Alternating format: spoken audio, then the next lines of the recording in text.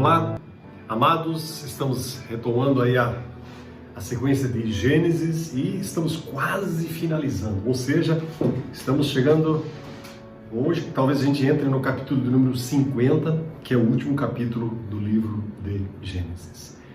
Hoje nós temos que terminar a história da bênção de Israel sobre os seus filhos, né, que ele derramou sobre os seus filhos, e vamos ver um pouco também da morte desse patriarca que tanta história e tanta coisa passou, e através dele tantas coisas a gente pode aprender. Isso foi algo muito especial, porque a gente vê aí a vida de um servo do Senhor, com seus altos e baixos, com seus erros, seus pecados, e mesmo assim no final da vida dele, né, ele tem um fim de vida, vamos assim dizer, bastante bonito, porque há uma certeza de que ele estará um dia na eternidade, né? Ele já está na eternidade, e o Senhor é quem está cuidando dele, e isso é maravilhoso.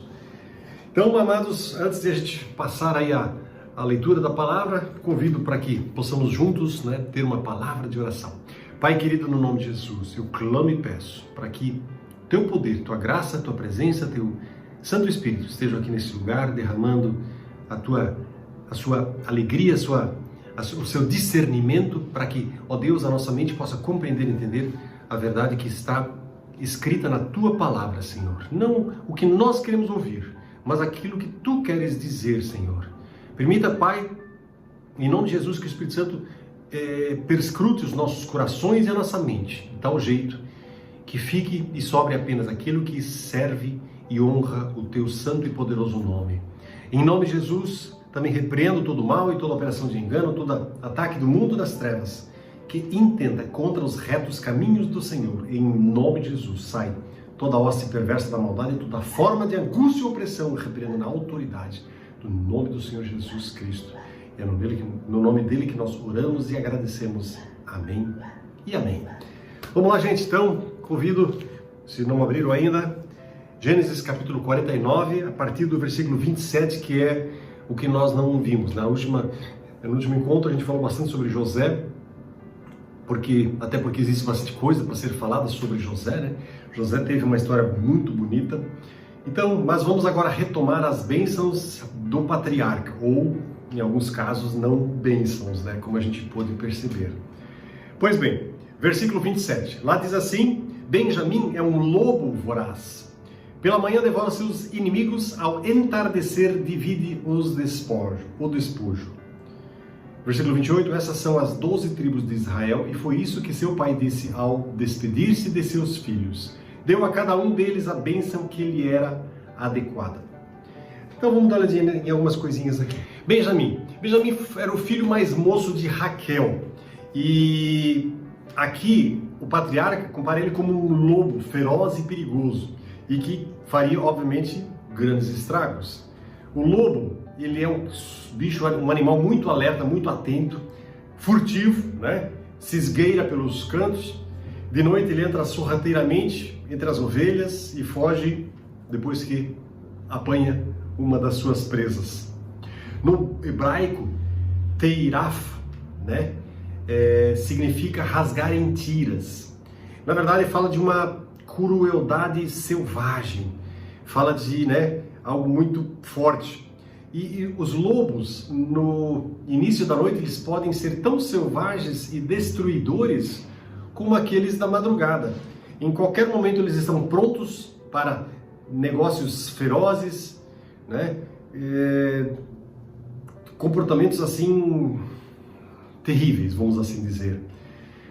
Uma das coisas que a gente pode perceber na história, se você for ler adiante, você vai descobrir que Eude, Saul, Jonatas estão entre os descendentes de Benjamim, né? E esses sujeitos, eles se mostraram guerreiros fortes e poderosos, não perversos. Alguns deles aqui, algum deles em algum momento foi perverso, né? Mas de um modo geral, enquanto Deus estava conduzindo a vida deles, eles eram fortes e poderosos guerreiros.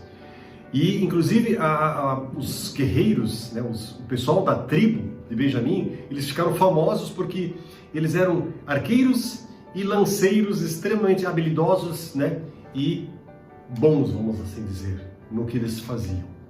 E aí então nós vamos para os dias finais do patriarca, que aí engloba todo o versículo 28 em diante, né, até o final do capítulo de número 50. Pois bem, adiante então, lá no versículo 29. Em seguida, Jacó deu-lhes a seguinte instrução: em breve morrerei e me reunirei a meus antepassados. Sepultem-me com meu pai e com meu avô na caverna, no campo de Efron, o Hitita. É a caverna de Macpela, perto de Mamre, em Canaã, que Abraão comprou do Hitita como sepultura permanente. Ali estão sepultados Abraão e sua mulher, Sara. Ali também estão sepultados Isaque e sua mulher, Rebeca. E ali eu sepultei Lia. É o campo e a caverna que meu avô Abraão comprou dos hititas. Agora interessante, o versículo final, né? 33. Quando Jacó terminou de dar essa instrução aos seus filhos, deitou-se em sua cama, deu o último suspiro e, ao morrer, reuniu-se a seus antepassados. Vamos dar uma olhadinha um pouquinho nesse trecho aqui. Então, Jacó terminou seu discurso, né, de bênção, de censuras, de maldições, falou para os seus filhos sobre sua morte iminente. E nas instruções finais de Jacó, ou Israel, ele orienta seus filhos para que eles levem, né, o seu corpo para Canaã, para o sepultamento. Versículo 29, sepultai-me com meus pais, né, na caverna, ele disse, que está no campo de Efron. Ele se lembrou que o sepulcro, né, da família já continha os restos mortais de Abraão, Sara, Isaque, Rebeca e Lia. Raquel fora sepultado num outro lugar, perto de Belém. A gente pode dar uma olhadinha lá no capítulo 35, os versos 19 e 20. Né? Podem dar uma olhadinha lá. Logo que Jacó termina de dar as instruções, ele recolheu os pés na cama. E, sem luta, vamos assim dizer, sem nenhum tipo de exaltação, ele expirou, do hebraico ruach, né? Comparecendo assim perante aqueles que já tinham passado deste para o outro mundo, que na concepção hebraica, esse outro mundo seria o Sheol, ou Seol. Os santos do Velho Testamento, eles estavam longe de ter um conceito que no Novo Testamento existe de vida após morte, mas naquele tempo eles já tinham alguma consciência de que alguma coisa diferente aconteceria, né? Quando eles estavam diante, né, dos membros, vamos assim dizer, mortos da família. Seol ou Sheol era uma região sombria, onde as almas abandonavam seus corpos mortais e continuavam a existir. É um conceito meio abstrato, meio até filosófico, mas essa era a visão do povo do Antigo Testamento. De qualquer jeito eles sabiam que o corpo estaria ali, mas a alma, ela teria ido para algum lugar nesse mundo dos, entre aspas, mortos, né? Esperando, né, ou talvez ali eles já tinham uma ideia de que naquele momento eles já estariam com Deus, tá certo? Enfim, existem muitas coisas que a gente pode olhar, estudar, né? No Novo Testamento tem o termo Hades, ou Hades, que seria mais ou menos como um similar de Seol. Então, aqui nós temos o falecimento do patriarca Jacó ou Israel. Agora nós vamos dar uma olhadinha, vamos começar a dar uma olhadinha em Gênesis capítulo de número 50. E aí nós vamos ver algumas coisas também muito interessantes. E ali diz o seguinte: a sequência, a história aqui continua uma sequência sem interrupção, né? Esses capítulos e versículos todos foram criados posteriormente. Quem escreveu o livro, ele não parou para, agora vamos aos capítulos 50 e vamos começar com o versículo 1. Isso não existe. A história ela é escrita num contínuo, ou seja, não para. Mas, para nós, de maneira assim didática, né, isso ajuda bastante. Lá no capítulo 50, o versículo de número 1.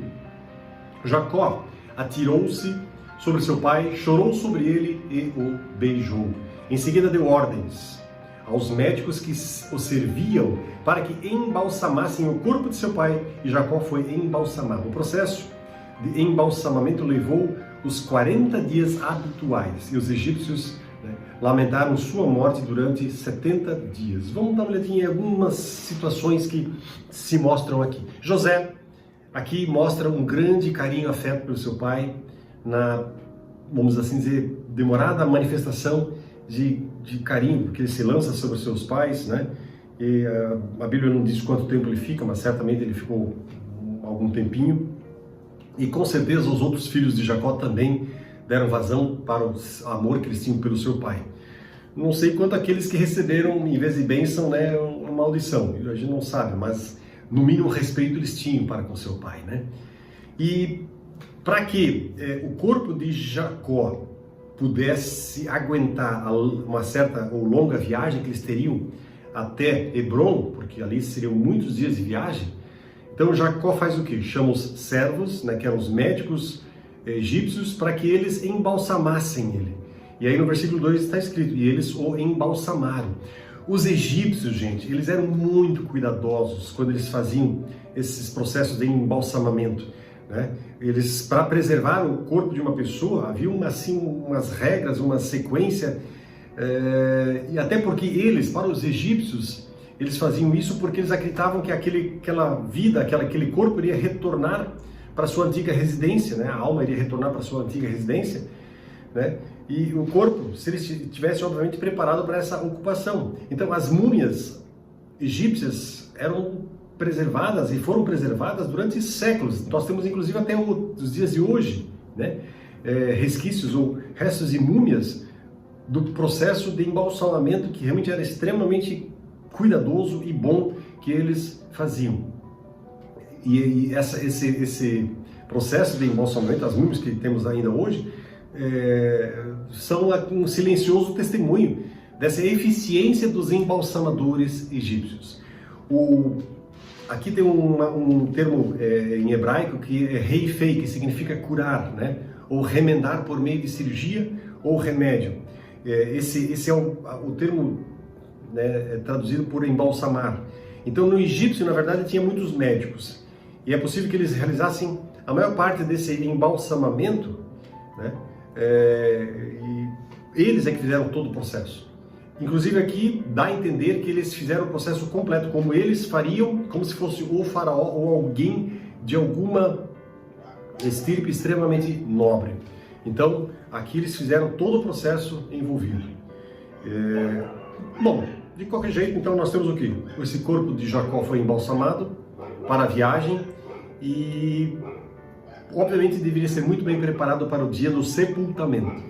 Então, ali no versículo 3 também diz que os egípcios, eles o choraram durante 70 dias, né? Talvez 40 dias fossem necessários para o embalsamamento. Os dias adicionais para completar o dia de luto, que era uma prática, uma rotina deles, né? De maneira assim que todo o processo de viagem pudesse, obviamente, ter sequência. Não sabemos exatamente por que os 70 dias, mas talvez os 70 dias eram uma prática deles, dos egípcios. Enfim, a gente percebe que a nação egípcia toda ela participa do luto de José, até porque José era extremamente importante. Então, o pai de José seria, obviamente, uma sumidade, seria uma pessoa assim de extrema importância. Então, por isso, todos eles participaram juntos nesse processo do velório, vamos assim dizer, né, do pai de José. Vamos dar uma olhadinha ainda em alguns versículos, de 4 até 6, que aqui diz o seguinte: quando José terminou o período de luto, José procurou os conselheiros do faraó e lhes disse: por gentileza, peço que falem com o faraó em meu favor. Digam-lhe que meu pai me fez prestar um juramento. Disse: morrerei em breve, leve meu corpo de volta para a terra de Canaã e coloque-me na sepultura que preparei para mim. Portanto, peço que me deixe sepultar meu pai e depois voltarei sem demora. E no versículo 6, o faraó atendeu ao pedido de José e disse: vá e sepulte seu pai, como ele o fez prometer.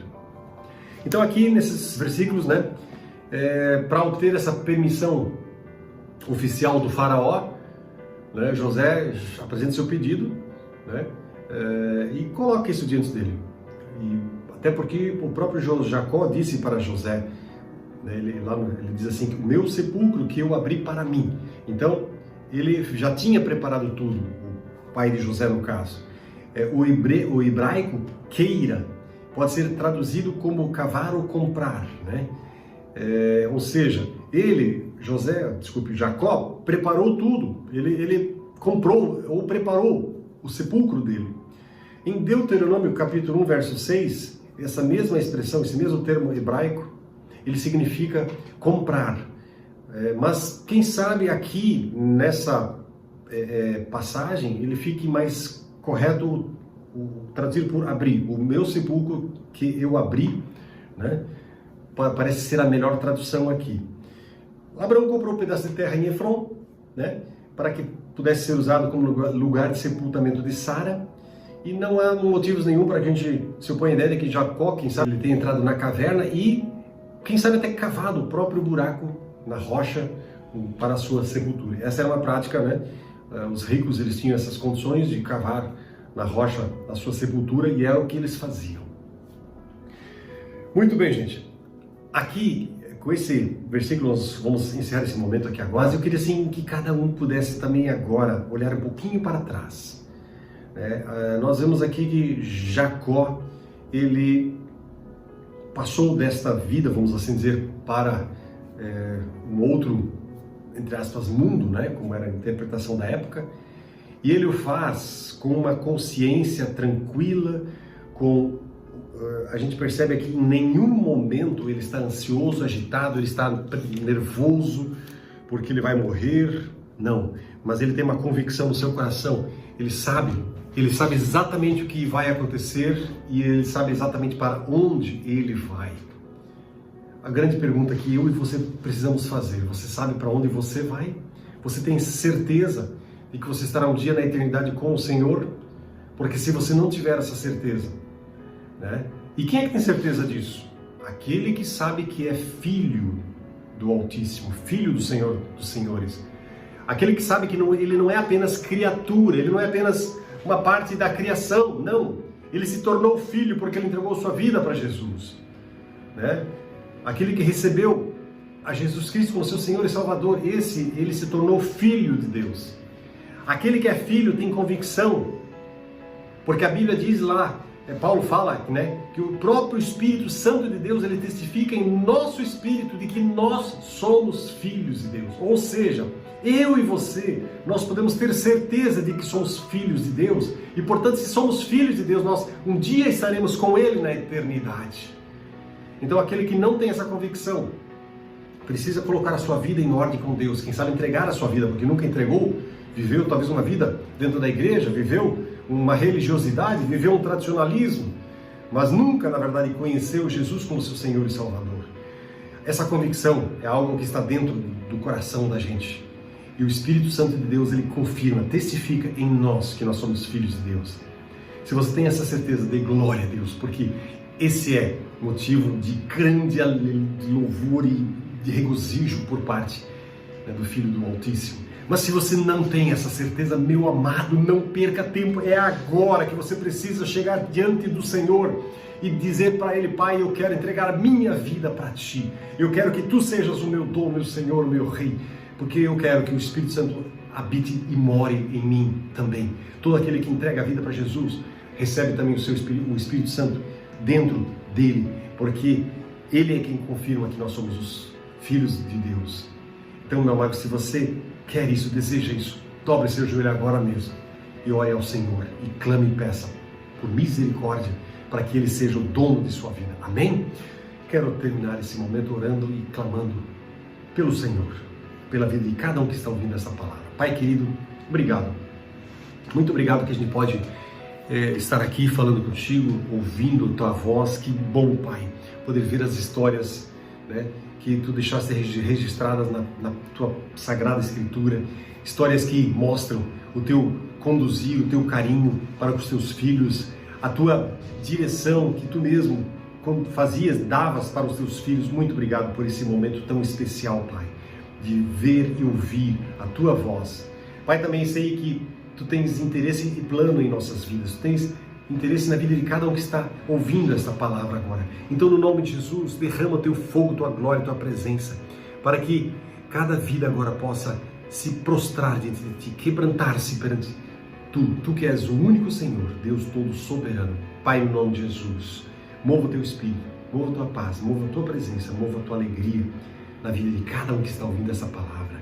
Repreendo todo o mal e toda operação iníqua, todo orgulho, toda falta de tranquilidade, toda angústia eu repreendo na autoridade do nome do Senhor Jesus e declaro cura, libertação e vitória sobre cada vida que está ouvindo essa palavra em nome de Jesus. Amém? E amém. Fiquem na poderosa paz do nosso Senhor e Salvador Jesus Cristo. Amém?